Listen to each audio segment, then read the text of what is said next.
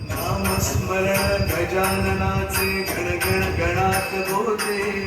अखंड चिंतन गजाननाचे गणगण गणात होते.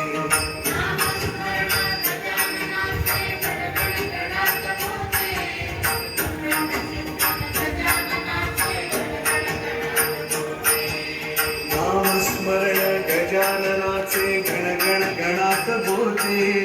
अखंड चिंतन गजाननाचे गणगण गणात होते.